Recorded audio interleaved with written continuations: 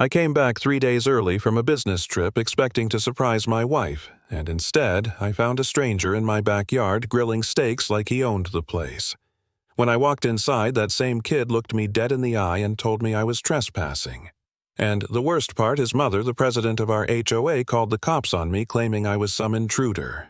That moment was the start of the most insane fight of my life, a nightmare that almost cost me my marriage, my sanity, and my home.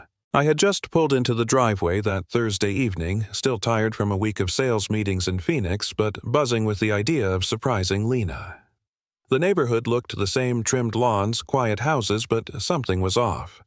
A silver BMW I'd never seen before was parked in my spot. Smoke curled up from the backyard, and when I stepped out of my car, the smell of steak hit me. We didn't even own a grill. My stomach tightened, and before I could make sense of it, I heard laughter inside my house. I pushed the front door open, heart hammering. There he was, a guy in his late 20s. Nike hoodie swaggering around my kitchen like it was his personal stage. He grabbed a beer from my fridge, leaned against the counter, and, with all the arrogance in the world, said, "Excuse me, sir, you're trespassing on private property." For a second, I honestly thought it was some kind of prank, but he wasn't smiling. I stammered, "This is my house. I've paid the mortgage for 5 years." He shook his head like I was some senile old man who'd wandered into the wrong place. "You're mistaken. This was gifted to me by my mother 6 months ago. I have the paperwork." And he pulled out a folder right there on my counter, official-looking deed signatures stamps. Before I could tear it in half, Lena's car pulled in, and right behind her came Kimberly Hall, the HOA president. I knew her from newsletters, blonde, expensive jewelry, a way of talking like every word was law. She burst in, clutching her chest like she'd just stepped on stage. "Victor, what's going on here?" she cried, and when her son said I was claiming ownership, she gasped and turned to me. "Jack, you're back early. I think someone forged my signature." It was a performance.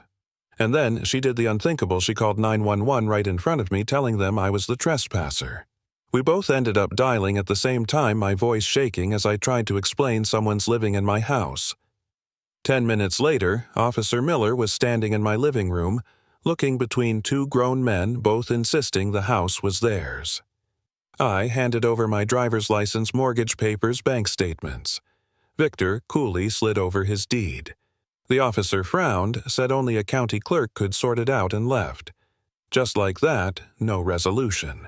That night, I discovered my clothes had been shoved aside in my own closet. Victor's shoes lined up neatly where mine had been. My alarm code had been changed. Even the food in the fridge wasn't mine anymore. I lay in bed beside Lena, barely breathing, wondering how this could even be real. By the next morning, Victor was strutting around the block like he owned it. Neighbors waved as he unlocked my mailbox. My garage even helped Margaret across the street with her groceries. He had the audacity to charm them one by one, while Kimberly walked door to door spreading stories about identity theft, about how terrified she was that her family was being targeted. Within days, half the neighborhood believed them. Some even started dropping off casseroles for Victor, calling him the poor boy. Meanwhile, I was becoming the villain. My boss called me, voice tight with disappointment. "Clients have seen the dispute online, Jack. This is bad for business." My career was hanging by a thread. Every time I tried to confront Victor, he just looked at me with pity and said, "Sir, legally, I can't give you keys to property gifted to me. That would be theft." He even emphasized legally like he'd rehearsed it. I started doubting myself. I couldn't sleep. My chest ached from stress. One night, staring at the ceiling, I whispered to Lena, "What if I really am losing it? What if they're right?" That's how deep the gaslighting had cut. I was questioning my own reality inside my own home. But Lena, God bless her, refused to stop digging. As a forensic accountant, she saw details no one else did. She studied Victor's deed under the light, found the watermark from this year's paper batch. Impossible for a 6-month-old document. She traced the notary's name, Linda Foster, and discovered she'd been fired months earlier, living out of a storage unit. We found her trembling in a 10x12 space surrounded by burner phones. She confessed Kimberly had tracked her down, offered $5,000 cash to notarize fake documents threatening to expose her debts if she refused. And when Linda hesitated, they spray-painted a warning inside her unit. Disappear, or your son disappears. Hearing that flipped a switch in me. This wasn't just a con, it was organized, practiced evil. I'd been feeling powerless, but now I knew what we were up against. We had to fight. Except Kimberly wasn't finished. She escalated filing complaints with police that I'd threatened Victor. Then she weaponized mental health laws, claiming I was paranoid, unstable, dangerous. She doctored ring footage to make me look aggressive, edited clips where I argued with Victor until it seemed like I was attacking him. The HOA called an emergency meeting to discuss whether I needed psychiatric evaluation. Imagine sitting in a room with 28 of your neighbor's people who'd borrowed your tools, eaten at your barbecue, and hearing them debate whether you'd lost your mind. Some nodded solemnly, saying maybe a 72-hour hold for your own good would help. I wanted to scream to beg them to remember who I was, but every outburst only made me look crazier. Even Lena pulled me aside one night, eyes filled with tears, and whispered, "Jack, I'm starting to see changes in you." What if you do need help? That cut deeper than anything. I almost gave up. I pictured selling the house, walking away, starting over somewhere no one knew me. But then I thought about Linda's son fighting cancer, about how Kimberly had ruined other lives before us. If we ran, we'd just be another checkmark on her list. No, I couldn't let them win. With the last $8,000 in our account, Lena hired a team, a computer forensics expert, a handwriting analyst, and a private investigator. In just days, they dug up the truth Kimberly thought she'd erased. Logs from the bank's notary system showed she'd kept access after termination, forging deeds and loans under her old credentials.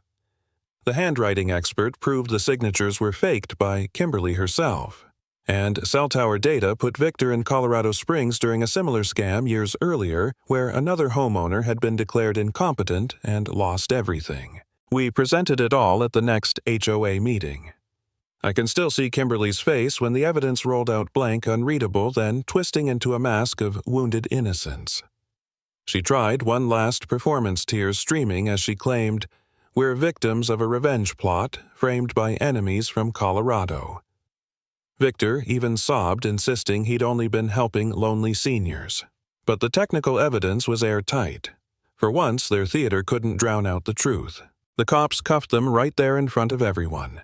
Kimberly kept her head high, still playing victim as they let her out.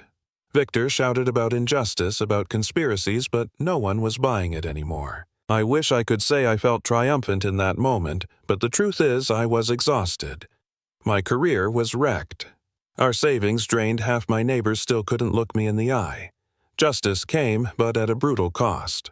And that's how it ended. The president of our HOA and her son exposed as professional con artists, dragged away in handcuffs, their perfect masks finally ripped off. Never forget this. The most dangerous thieves aren't the ones who break in with crowbars. They're the ones who convince everyone else that you don't belong in your own home.